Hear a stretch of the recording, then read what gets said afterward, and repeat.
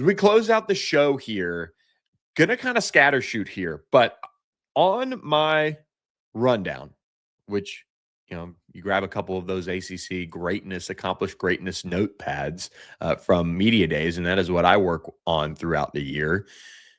The ACC at the quarterback position has always been a fun one to watch, and we've talked about that on the podcast throughout. What Virginia is doing in the transfer portal looks like a little bit of chestnut checkers in how they've approached it, as they've been able to add two well-known quarterbacks to their roster, and now they have their starter for the 2026 season, bringing in Missouri transfer quarterback and former Penn State quarterback Beau Pribula.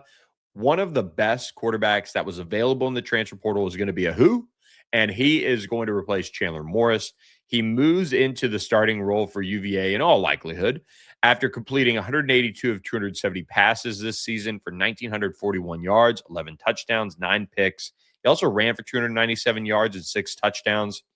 So going to bring that running threat to Tony Elliott's offense. And he did miss multiple games to an ankle injury. And so he really kind of struggled in the SEC in part because of that. 3 touchdowns, 7 picks in SEC play. You get him into this ACC, this Virginia offense, I think he's going to, if you're looking for an early hot take here, I think he's going to be an upgrade over Chandler Morris. Now, where can he get to as far as the intangibles go? Can he bring that? Can he deliver those moments that Chandler Morris did? That's going to be the question. But I think statistically, we're going to see Beau Pribula be an upgrade in that regard for this Tony Elliott offense. I really like him. He came from Penn State, where he left during that college football playoff run. He'll obviously face his former coach in James Franklin here this season as well. So going to be fascinating to see how that one plays out. But Virginia wasn't done. They went out and added former Pitt quarterback and former Alabama quarterback Eli Holstein, who got replaced as the starter at Pitt really the last 2 seasons. And true freshman Mason Heinchel eventually took over. But Eli Holstein, threw for 1,081 yards on 125 pass attempts, completing 77 of those this season, 12 touchdowns, but 6 picks were the problem. And he threw half of those in losses to West Virginia and Louisville. And then, of course, Mason Heinchel took over. He's a highly touted former quarterback. The idea here is that he would come in and then be the starter in the 2027 season. So going to be interesting to see that quarterback room for UVA now, because when Chandler Morris went down, that was one of their losses, was Wake Forest, in that game without Chandler Morris, and they really couldn't get anything going offensively. This year, that shouldn't be the case when you look at Eli Holstein being the backup to Beau Pribula if Beau Pribula does get hurt. So really nice moves there by Tony Elliott in the transfer portal to address the quarterback position. Miami, though, misses out on Sam Leavitt, the Arizona State quarterback transfer that, of course, is a major, major piece to the transfer portal quarterback search. And Miami is now continuing down its hunt for transfer portal quarterbacks. Where do they go? Where do they go for their next quarterback after Carson Beck? There are a few names that jump off the page right away. Hassan Longstreet, USC quarterback, was a 5-star prospect in the 2025 cycle. He only made 4 appearances for the Trojans this season. Did some good things, is a highly thought of quarterback in the transfer portal. And then, of course, Ethan Grunkmeyer is another big name from Penn State who flashed some good things against Clemson in their bowl game. And of course, once Drew Aller went down, he threw for 1,339 yards and 8 touchdowns to 4 picks. Virginia Tech, of course, keeping a close eye on Ethan Grunkmeyer, and he's expected to be the quarterback there. But can Miami change that? Can they make a move? That is something that we're going to be watching really closely there, because we're seeing the quarterback position in the transfer portal be incredibly competitive. We're seeing some flips. We saw that with Kenny Minchie flipping from Nebraska to Kentucky. There are still quarterbacks out there that haven't completely signed yet. And there are also still 2 more days for the transfer portal to continue on here and have guys enter. Could be fascinating to watch that situation play out. If they can, let's be honest here, teams are doing it around the country. Who can tamper the best? That is going to be the question. Who can get you somebody into the portal that then becomes your starting quarterback? That is going to be something to keep an eye on. Oregon quarterback Austin Novosad, just entered the portal as well. He was a former, really highly touted quarterback, and Miami is making some moves in the transfer portal now. We talked about them getting a couple of commitments, as of late, but they still need that quarterback now once Carson Beck leaves.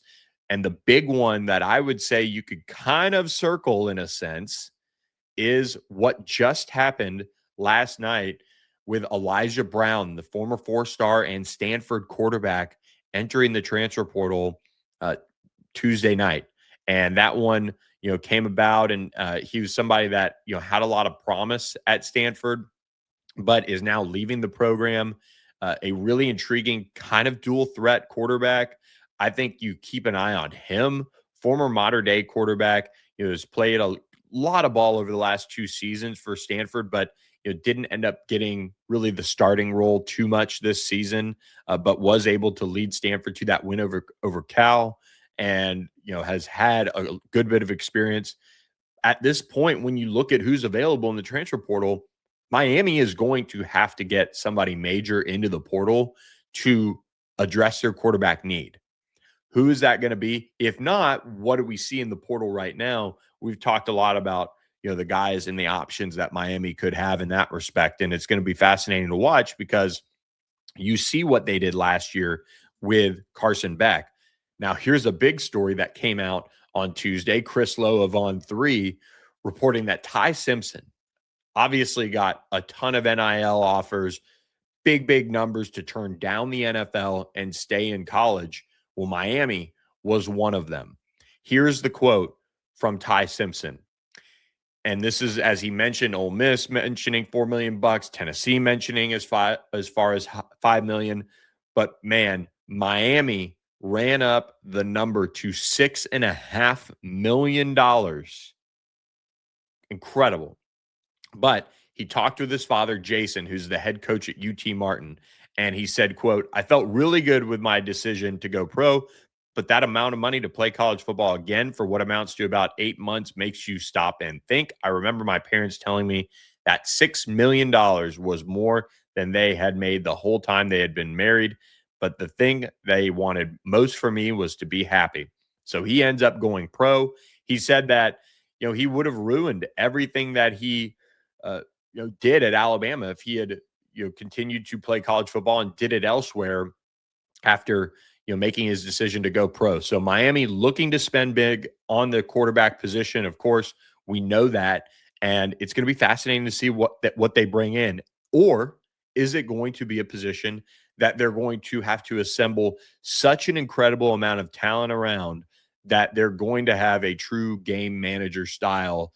And Carson Beck is that to an extent, but a true game manager style that they're going to have to work around all next season could be one of Shannon Dawson's most daunting coaching challenges that he's faced since being at Miami. Very, very big domino to watch is what Miami does at quarterback in 2026.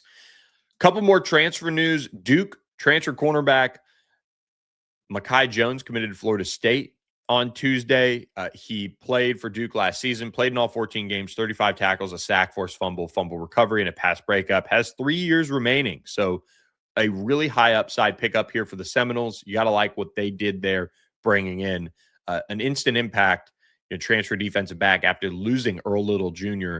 to Ohio State, and just kind of, again, shoring up that position as a whole for the Seminoles. Miami did pick up a transfer defensive lineman from Ohio State. Jarquez Carter committed to the Hurricanes. He was an early enrollee for the Buckeyes in the 2025 class. He now leaves and heads to Miami after just 1 season. This seems like a Dante Simpson for Jarquez Carter trade in a sense. Dante Simpson ends up committing to Missouri, but you replace what you lost with Dante Simpson, somebody who was on campus for 1 year, redshirted. Now Jarquez Carter can come into Miami and play right away after redshirting this season for Ohio State. You did have a couple of other notable names that popped up for Miami as well. Missouri transfer edge Damon Wilson is back in the transfer portal.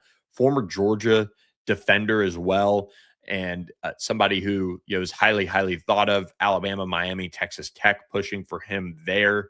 And he did visit LSU this past weekend. The dead period runs until Thursday. Guys will arrive Wednesday night for visits, and then they will get going on those visits on their Thursday.